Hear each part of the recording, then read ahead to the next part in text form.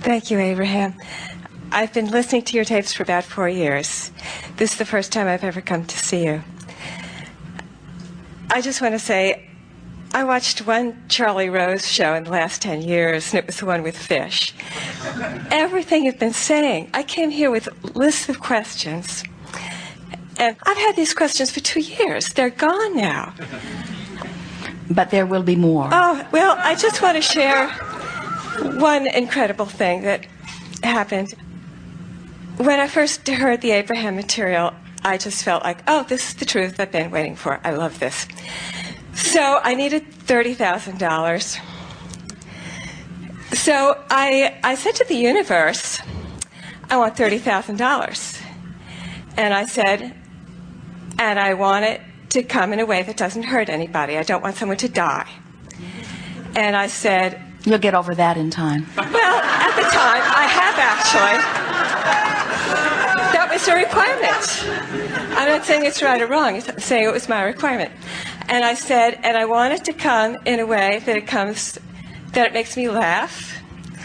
And I want it to come in a way that is so ridiculous that I will always know that law of attraction is powerful and works.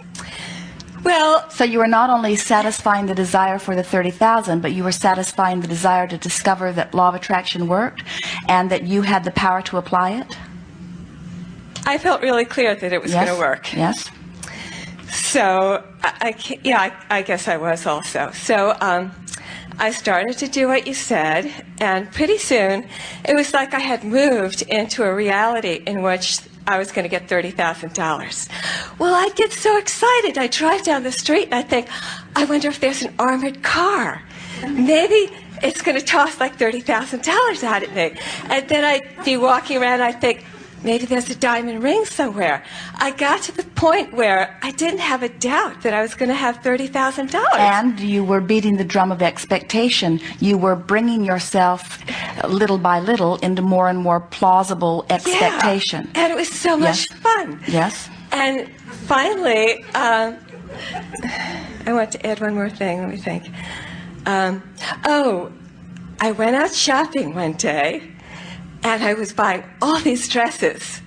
And suddenly, I had this little thought, you don't have any money. And then I thought, well, that doesn't matter, because I'm getting $30,000. And you know the end of the story. But a dear, dear friend of mine, somebody I love, said that they were going to come up and see me. And I hadn't seen this person in maybe 10 years, something like that. And I was just happy to see my friend. And this friend, as far as I knew, was not wealthy. And the friend came up, and we go way back. And the friend came up and said, well, I just won the lottery. And I said, do I get my $30,000? And my friend said, yes. And I got my $30,000. And see, here's the thing. We would go out to breakfast afterwards, and I'd say to my friend, you just won the lottery. And we'd laugh. We'd sit there. We'd fall over laughing. We were like holding our stomachs. We were laughing. And that was my condition. It had to make me laugh. And I was there laughing and saying, this is my condition. And so now are you understanding that you can open the vortex in a very wide way? In other words, are you at the place now where, because you're no longer trying to prove that it works, that you can just say to the universe, universe, I would like this, please, and bring it to me anytime in any comfortable way that you see fit?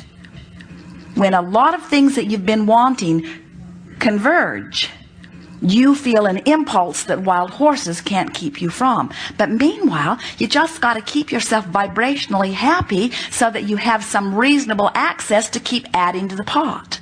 It's like, here you are, this collector of data, and you like that, and you like that, and you don't like that, which makes you know you like that, and you like that, and you like that, and you don't like that, which makes you know that you like that. So you're adding, in terms of preferences, little by little by little by little, but we don't mean to make it sound little. It's a lot. You are adding hugely to the database of your future experience. All of you are doing that. This workshop is about one thing only: you finding a way to become a vibrational match to what you've launched out there that is yours to be had, if you just relax and start trusting that well-being's supposed to come to you, you see.